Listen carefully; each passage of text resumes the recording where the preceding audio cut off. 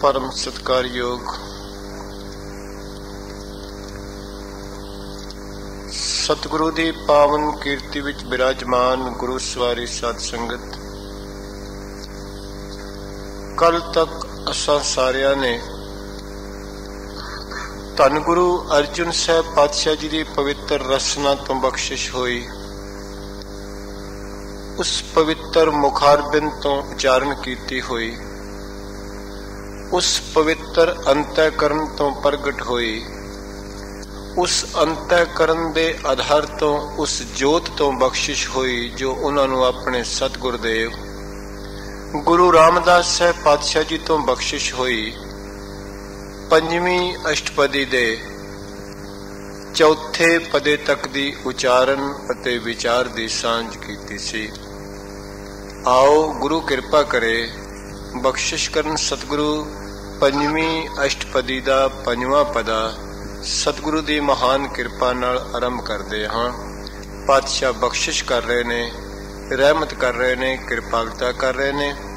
इस पवित्र पदे अंदर मैनू अते तुहानू शरीर दे अमोलक अंग जो गुरु साहब ने बख्शिश कीते, जे उन्हां कोलों कम नहीं लिया तो फिर सतगुरु कहंदे ने इसदा तैनू कोई फायदा नहीं।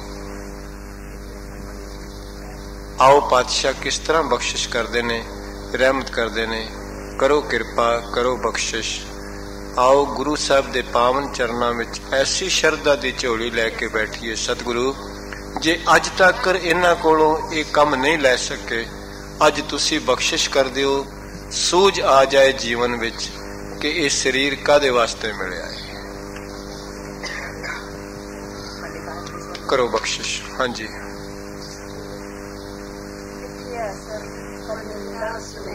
गुरुदेव कह रहे ने पहली बचन मिथ्या श्रवण। श्रवण दा मतलब हुंदा है कन।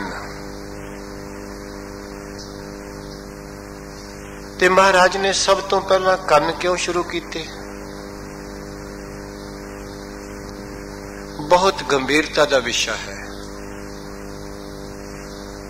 गुरु साहब ने कन नूं पहला क्यों लिया? जो मेरी तुच्छ बुद्धि मुताबिक समझ आया है, परमार्थ विच सब तो पहला रिश्ता कन दा है। भोजन विच सब तो पहला रिश्ता जीव दा है। भजन विच सब तो पहला रिश्ता कन दा है, सरवण दा है। आप जी जिंदगी विच कोई वस्तु भोजन तैयार करो ते किसे बंदे नूं ये कह देवो कि इस सब्जी नूं तू उंगल ला के दस दे, इहदे विच नमक किन्ना है जां मिठा किन्ना है, नहीं कोई दस सकदा। तुसीं कहो जे उंगल नाल नहीं दस सकदा, कन नाल ला लै, कन नाल भी नहीं दस्या जा सकदा। पैर नाल ला लै, हथ नाल ला लै, शरीर दे किसे अंग ते ला लै, उन्ना चिर उसदा खट्टा मिठा स्वाद नहीं अनुभव हो सकता जिन्ना चिर जीभ नाल ना लगे। भोजन दा सब तो पहला संबंध जीव नाल है। याद रखना, भजन दा सब तो पहला संबंध कन नाल है। पहला संगत विच आके सुनेगा, ताई गुरु नानक पातशाह ने जप बाणी में सब तो पहला पौड़ियां सुनिया दियां लिखियां ने। सब तो पहला दाते दी सिफतो सलाह करके, वो दाता केड़ा है? सबना जियां का एक दाता, सो मैं विसर ना जाई। ते उसनू ना विसरन दा तरीका कितों शुरू हुंदा सुनन दा? जिसने कदी आन के गुरु दी गल सुनी नहीं, हकीकत जाना मनन तक कदी पहुंचिया ही नहीं जाए, कदी नहीं पहुंचा।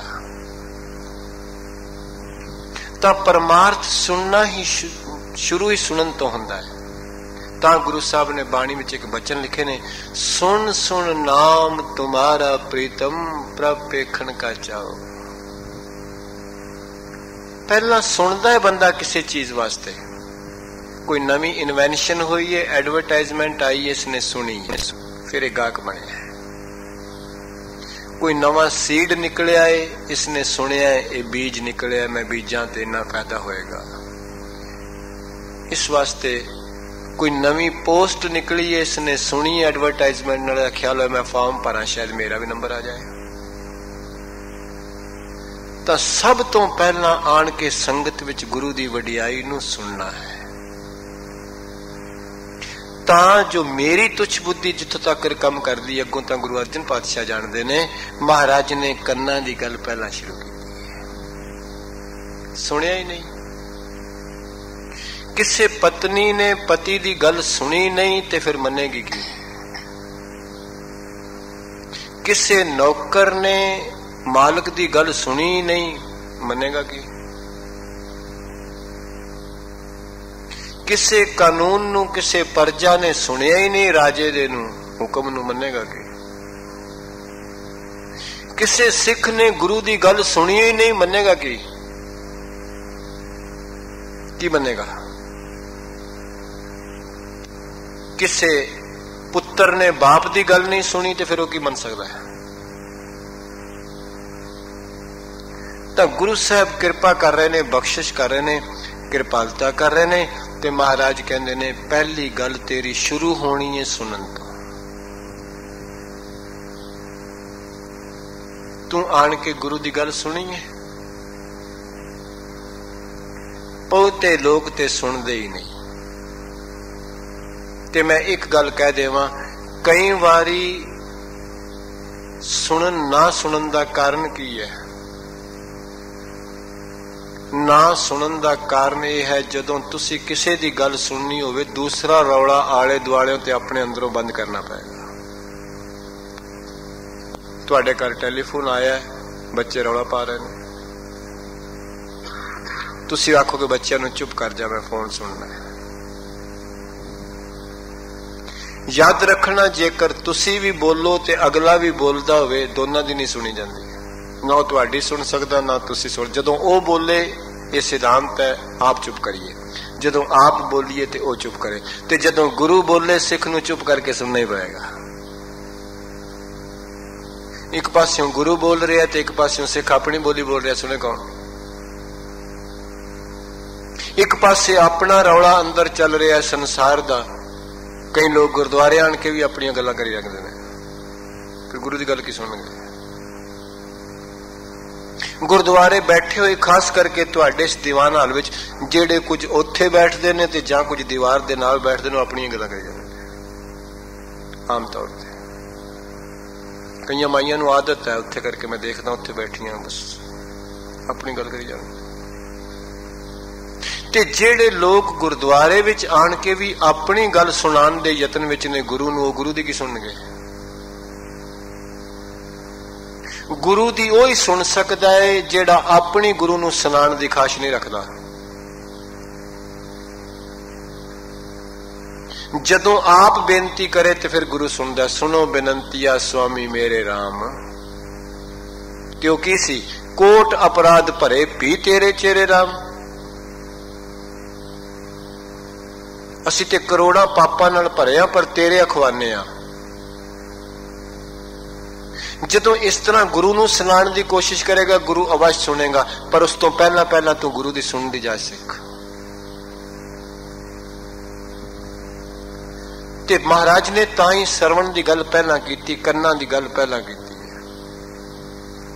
पहला गुरु दी गल सुनेगा, सुन के वो अपनाएगा ते अमल बनेगा, मनेगा। तो गुरु साहब कह रहे ने, बख्शिश कर रहे ने, रहमत कर रहे ने, मिथ्या सरवण। सरवण दे नन्ने नूं औंकड़ नहीं, बहुवचन है क्योंकि कन दो ने। जेकर नन्ने थले औंकड़ हुंदा फिर एक कन।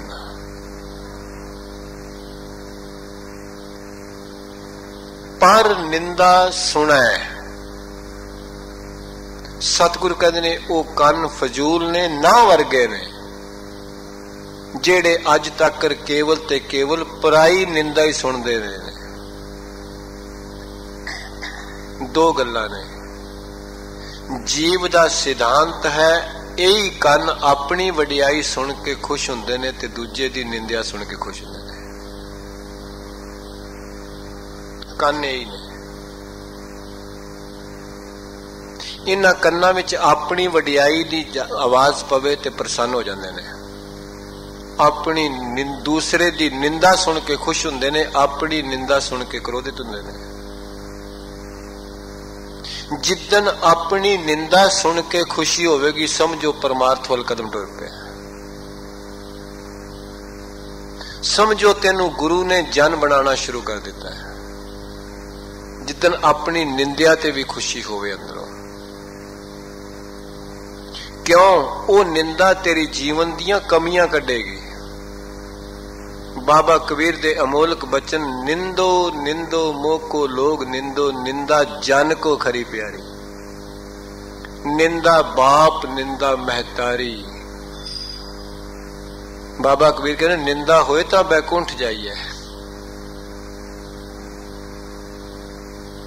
गुरुदेव कहते ने निंदा जदों भी कोई बंदा करदा जे तेरी कमी करके कर रहा है तो फिर जानी तेरा जीवन सुधार कर रहा है, तेरिया कमियां कढ़ रहा है, उहदे कोलों सेध ले लै।